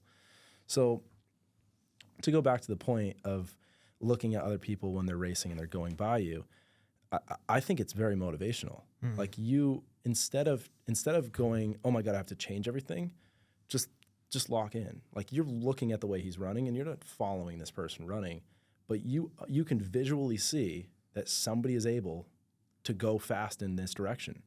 So you now know, you have evidence that clearly running quickly is possible.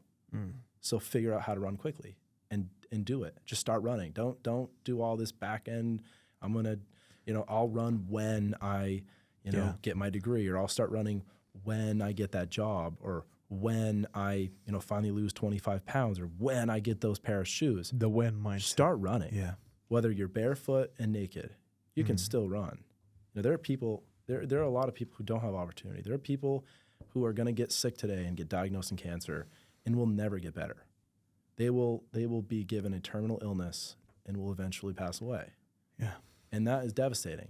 So every day that you're not given that terminal illness, keep running. That's it. So do you have something to add, or do I keep going with You can keep going. Okay.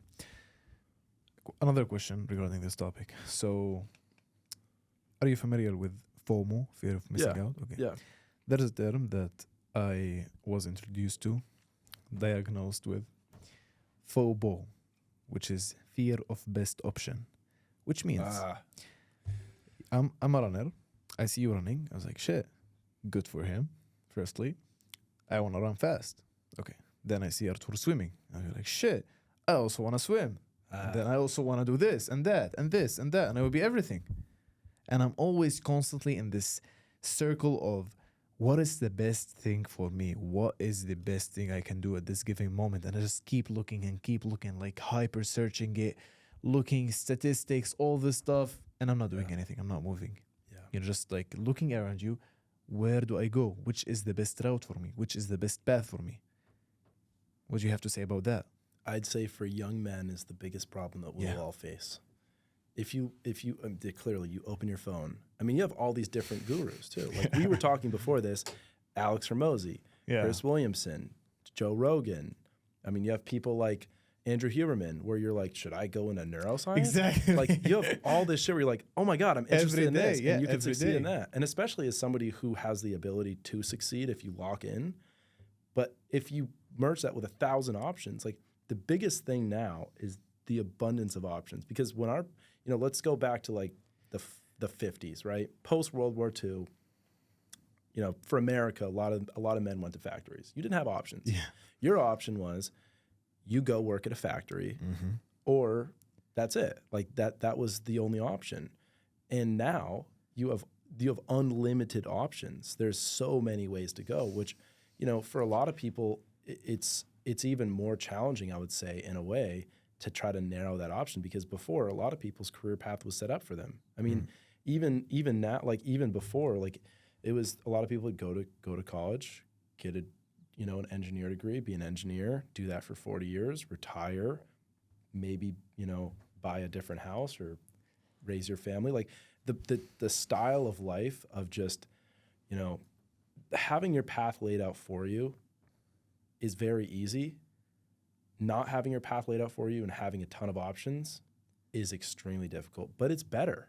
Like, would you rather have a life where you knew that all you had to do was do this, you're going to go work this job, you're going to work this job for 50 years, you're going to retire, and then you're going to die. And maybe you'll, in that 20-year period where you're retired, which most men or most women too, who once they finally get out of what they're doing, they go crazy. Like, and that's that Passages book that I was just reading. Like, and that's for a lot of women too. We're at a different dynamic with women right now, where a lot of, like, if you go back 30, 40 years, if you look at the percentages of women going to college compared to men, not a lot of women went to college because it wasn't as much of an option. Yeah. Like when a woman was like, I want to go to college and be a lawyer and do this, like they would get all this judgment of, no, your job is to do this. Like your job is to stay at home. That was their option. And now women have all these options, and they're like, I think the women's college rate is like 70, 80% now, which is way outperforming men. That's good. So like their options are going up exponentially, and they're actively taking a hold of it. And the same thing with men is like, I think both of us have all these options. We're just trying to narrow it and, make a decision. I want to show you how much the world is just connected. It's very beautiful. You just said about, the experience and, you do it and you die. Yeah. You love Gary Vee, right? Love Gary Vee. Yeah. So I would say I definitely like a lot of what Gary Vee stands for. I don't listen to him as much as I used to, but growing up, he was a very positive influence for me. So I wrote this Medium article about FOBO, explaining my situation and how I, deal with it, all this stuff. And I ended it literally saying, I'll leave you with a funny story from Gary Vee. Yeah. He said, everybody is so crippled by decisions, but you never know how the other thing worked out. For example, let's say you don't go to college and you start this business and you were 100% right. And it's huge and you're doing so great. But because you did that, you had to fly to America for a big meeting and your plane crashed and you died. That would be a bad idea. Or you think you're going to go to college because it's a good experience and you'll meet people, but you can meet people also in business. Yeah. You're not going to know. You'll never know. I think people overthink decisions. You'll never know what the alternative would have been. So just pick one and do it. I love that. What do you think? I think that I think that sort of mindset of just make a decision is daunting, but like we've talked about, it's just the process of deciding and just committing and knowing that, yes, there are a bunch of other options. And yes, I could have just stayed doing what I was doing.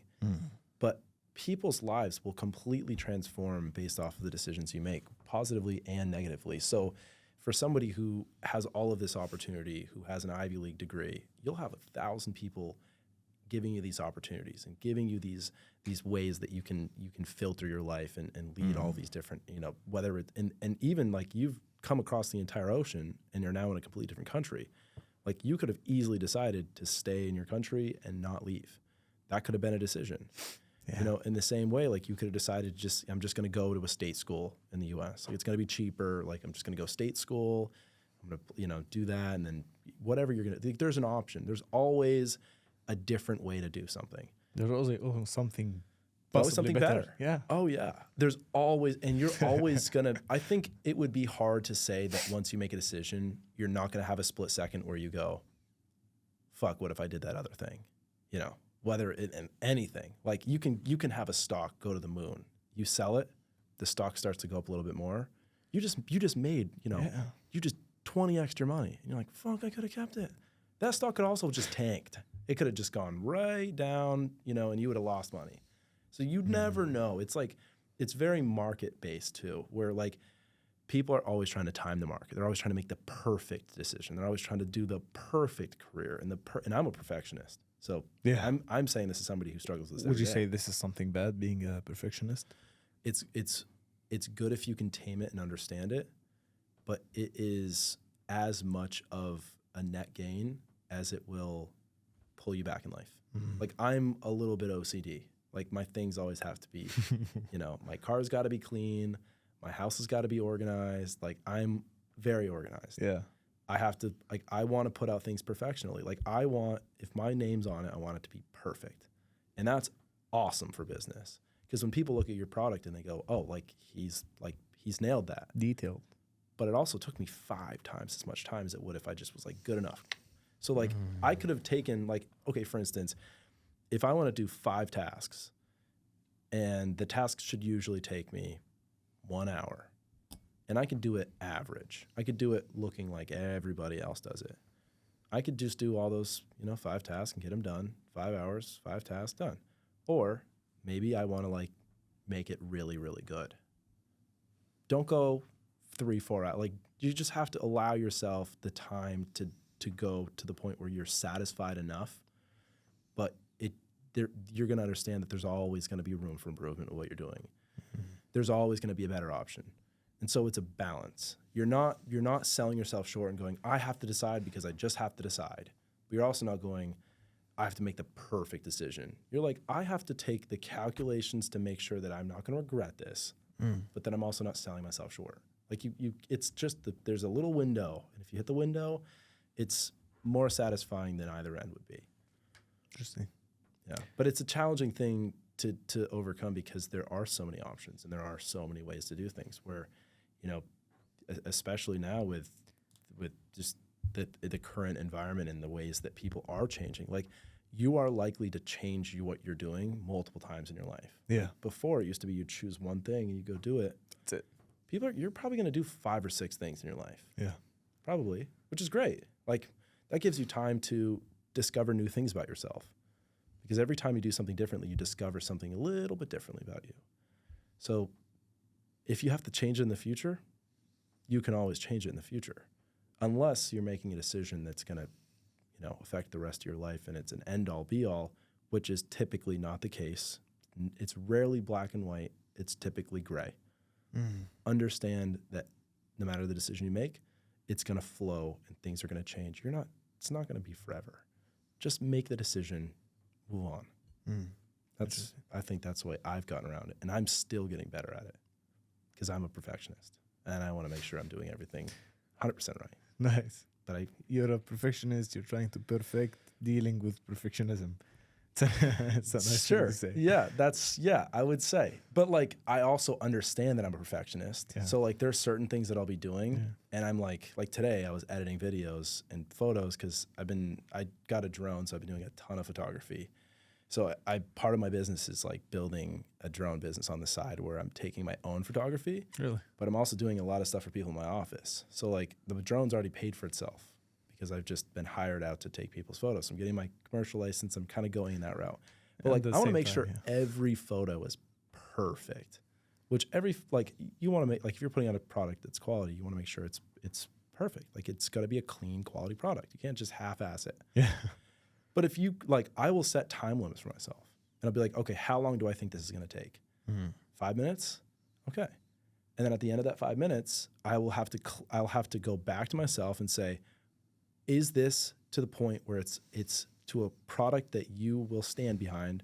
Or if you go over it, are you just simply being a perfectionist and you're just overdoing what you're doing?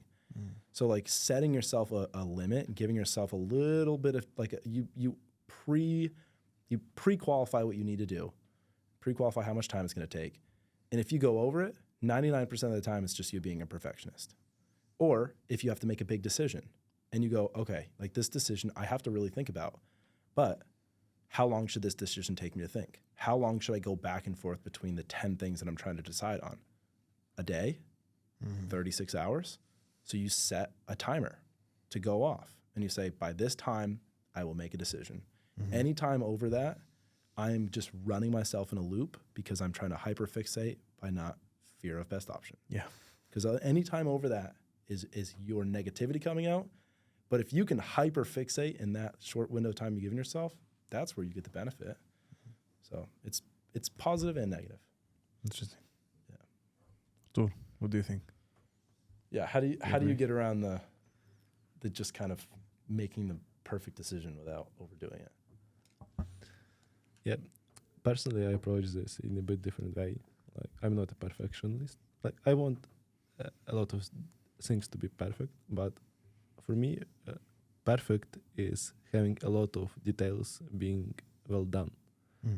So, and I focus on details that I can do well, and usually I don't focus on details that I can't do well. Yeah. So I think his philosophy is just being very good at something, but at the same time being good also. Would you say that you outsource things that you're not good at? Like, are you comfortable enough to the point where if you're not good at something, you're like, somebody else can do this? Or are you just focusing on the things that you're good at? I would say is that if there's something that you can outsource and you feel that if you feel that you will sacrifice your time for it, not like spend your time for it, then you should definitely outsource it. Yeah. Do you also feel like you were made to do certain things? And like, do you push yourself to do things that you're uncomfortable or maybe not good at? Or do you focus more on just because there's things that you're really, really good at and enjoy doing? Do you mainly focus on those? Or do you kind of veer off of that at all? I would say that's the hardest part. The hardest part to determine whether you need to outsource it or you need to focus yourself on it because it's your weakness. Yeah. Interesting.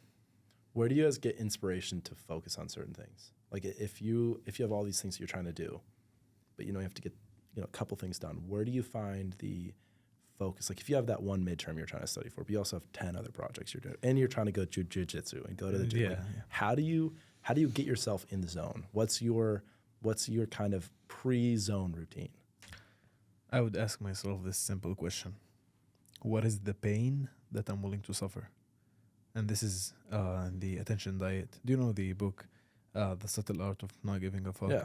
So Mark, the author, he also writes like blogs and posts, and one of them was attention diet. Yep. And that's literally what he says. Like, what is something you're willing to suffer for? Yeah. And that is what I do. This is how I determine it. I just go like, okay, I have all of this shit. It's on my mind. How do I filter it out? I want to stay focused. It's all like, it's not that it's distracting me, but I have to redirect my energy and my mental focus and all of this stuff just to one thing so I can be more and more successful in it. And I actually want to ask you about that. Do you focus a lot on, I know you mentioned energy. Do you focus a lot on, because I'm very energy focused. Do you focus a lot on like, instead of just putting your time towards something, putting your energy, is that something that you kind of focus on, is like delivering energy towards what you're doing rather than just time? Definitely. Just energy is, for me, it's everything. How do you create that energy? Like when you don't have that energy, but shit has to get done. Like the shit that you don't want to do, you typically don't have energy for. How do you create that energy to attack that thing besides just being like, I'm going in on it? So for me, I do this, I call them, it's sort of a booby trap. Yeah. So I send myself, okay, I've never told this anyone. It's very good. I send myself scheduled emails. Okay. Throughout the day. Yeah. And I go like, you better be working your ass off. It's like, remember what you want. And I do send them like, now I do them years before. Yeah. Like I literally schedule for a year. Yeah. I just want to remind you that you were here and here and here. I hope you're working more. And I send them like in weeks and go like, okay, you were in a shithole. Where are you right now? And then I go back and like look in the future. What do I want? So I try to generate this energy as much as I can. But at the same time, just remembering the mission when you're fired up with all of this motivation that I want. You wake up in days and you go like, I'm going to fucking kill it today. Today is my day. Today is I'm going to change the business. Yeah. But it's not, it's very different. I do the same thing. Yeah. But with other mediums, I guess. I write notes to myself for the future. Nice. But I also am a huge voice memo guy. Huge voice memo guy. I love it. What do you mean? So voice memos on your phone. If you go on your phone, you have voice memos. You could record your voice. Yeah. Right? So I will talk to myself in a very so if I'm feeling really, really good, I'll start a voice memo. And I'll talk to myself like in the future. Like I'm doing it so that I can understand where I'm at in different points. So if I'm at a really high point, start a voice memo. And I'll just like today, like what's the date? Today it's October 24th. Like I just finished a podcast feeling really good. Like you're literally just describing what you're going through. You do it every day? I do it pretty much every day. You try as much as you can. But anytime I have a feeling of emotion that I want to be able to tap into, and it's that energy that you feel, the only way I can tap into energy is if I can explain the energy to myself. Because you forget. You're like, I felt really good at that moment, but like I don't know how I got there. So like I will take a voice memo of myself and I'll be like, today was really, really excellent. This is what happened. Like this is all the things that I went through. I'm like, this is exactly how I'm feeling right now. Like, like I'll even explain like kind of time of day, like because then you also want to know circumstantially, like what are all the variables that you're going through? Was it hot that day? Was it cold? Was it warm? Was it sunny? Were you outside? Were you moving? How do you so you're talking to yourself in the future like this is what I'm going through. And then the same thing on the other side with failure. You're also talking to yourself like, okay, I'm going through this failure right now. Like I'm feeling pretty shitty. Like this just happened or today wasn't the way I thought it was going to go. This is how you observe yourself. And you're observing, you're very Wow. observant, and you're like, so like in the future, I know that you're probably going to be going through something similar. Like things are going to happen that are negative. Like it's all it's very swells. You have really good points, and then sometimes you ride that, and then sometimes it'll dip. But hopefully they're not as high and low as they are. But you'll have times where they're good and then they're bad. So if you can kind of talk yourself through the times that are really bad, then the next time you're talking so that you can go back and listen to that. So I've had times where like the first time I started doing this was that, that kind of dark era I had in like last winter, where like I started doing it a little before it, but then I was like, oh my God, I'm going to be the only one to help myself out of this. But I'm not doing this to help myself only out of this. I'm doing it to help myself out of the next point where I feel like this. So I'm like, okay, this is how you're getting out of it. Like yesterday you felt bad. Today you felt great. Why? Here's why. I did this, this, and this. And you recreated. And so if I ever feel like shit, I go back and I listen to that certain moment, and you're like, oh, okay, perfect. I'm just gonna go do those things. Wow. And then you can just build off. And the same thing like with the emails of like explaining like, hey, you said you were gonna be here. Like you hold yourself accountable. Yeah. Like, responsibility. hey, it's October 24th. You said that, by the end of December, you were going to have this, this, and this. What are you doing, motherfucker? Every new year, you just write the whole fucked up list of what you want to achieve for the next year, and every year you go like, shit, I try not to get crazy. Yeah. I try to be very like, because you could write 1,000, like you can be, like you said you're going to be president, like, like you got to be realistic, but you also have to hold yourself accountable. Like, hey, man, you said you were going to do this. Like, do it. Yeah, definitely. Yeah. I love that, man. Voice memos, though, like if you can hear yourself talk, because writing, the way that you said when you write slow. And you can talk slow. Like it's fine to have a voice memo where if you're feeling like there's certain moments that you have to slow down for. Yeah. And you can't be you're not as energetic. Because the day runs so fast. Yeah. This is good, actually, what you're saying. So you kind of have to like if I was going to explain something that was a little bit lower, you have to bring yourself down. And right now, not as optimal. But tomorrow is another opportunity. Nice. And we're going to get there. In the same way that you can write slow, you can talk exactly how slow you want to go. And you can express a lot more like artistic emotion into that sort of, because I guess understanding things is a lot less of just verbiage and, contextual clues. Like it's a lot of emotional. It's very artistic. And so if you can explain that in the best way, I found is the voice memos for me. Nice. You can even advance and just do videos. And I don't do that yet. It's not as easy to do. I just wanna. Do you have something to say, or do I comment? Yeah. I just wanted to comment that it seems like a really smart approach to learn. Yeah. Whenever you learn some subject, like I don't know, like math or physics problems, you solve them. You see that you did a mistake. You immediately get some feedback from it. Yeah. And repeat, do feedback, repeat.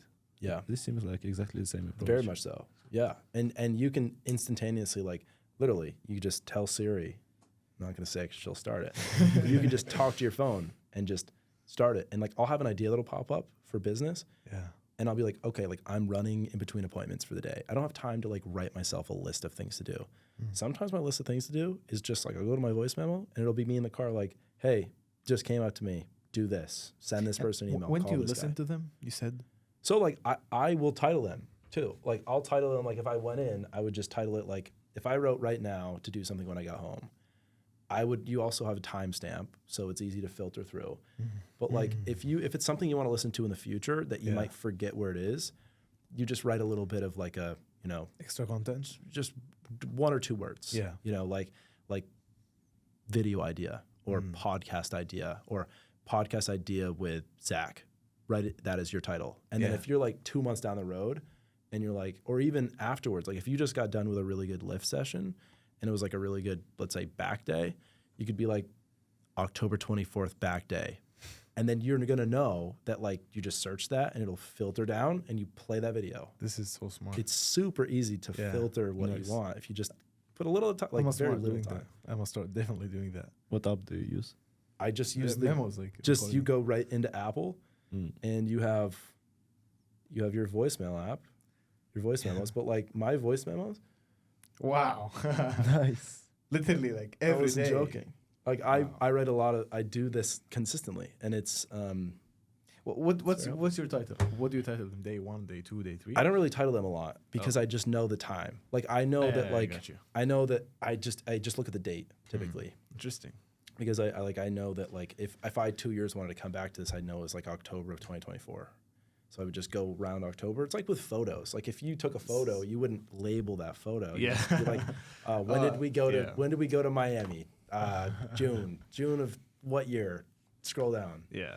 So, Nice. yeah. This is why you're self-aware, I think. This is my hypothesis. Just you're very self-aware. It's a constant growth. Yeah. Of being self-aware. It's iterative learning about yourself, whether it's for the good or for the bad. And my last question, I think, for you is going to be, you are a young guy with a successful career and you're achieving your goals. You look good. You're doing good. And I just want to ask you, many also young people, like teenagers and all this stuff, they just strive and like grind to at least be where you are at right now. Yeah. What's the difference between, you'd say, you or some people who are similar to you and them? So no matter where you get, there's always going to be people above you and below you. Mm-hmm. So like a great example is like if you break it all the way down to like you have a car, somebody has a bike. Like it took you a lot of time to work for the car. Like I love my car. I don't think about it as much. Like that was my dream car 3 years ago. Wow. I get in every day and I don't think about it. But like I also know that like somebody has a car that's better than me. Like my dad's got a Lamborghini. I want that. But like he has people who are above him. So everybody has people above you and below you. So like for me, when I find myself at a point where I feel really good about what I'm doing, I will take a step back and not only be self-aware, but be, I guess, spatially aware of, like there are people who are doing a lot better than you. And I think surrounding yourself with always people who are better than you is key. But then you also have to know that like if you ever feel down about yourself, be appreciative of what you have and where you are, no matter what it is, no matter how little it feels. You have gotten somewhere that has worth. I think we're all looking for worth. Yeah. And that's why we do things. Like, why do you go to college? It's perceived worth. Like you want to have value and worth in life, and you're trying to climb this ladder of worth.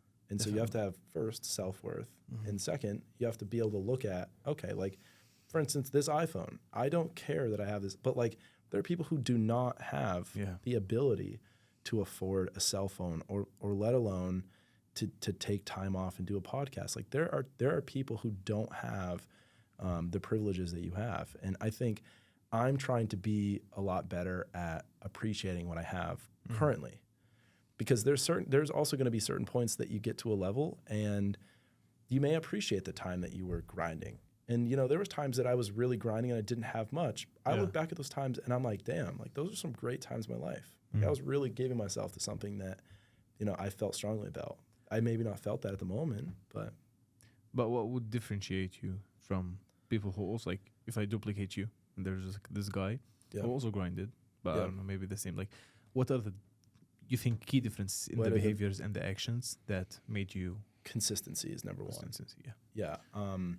Being able to, I guess, filter out all of the external noise and be consistent towards little growth over a period of time. Like you should be committed to, I think commitment is one of the bigger ones, but commitment and then consistently adhering to the commitments that you've made. So I would say the difference between people that I've seen that have been really successful and people that have not really been successful is, you know, they might have had the same goal, but one person kept going on that same exact path every day, no matter if it was good, no matter if it was bad.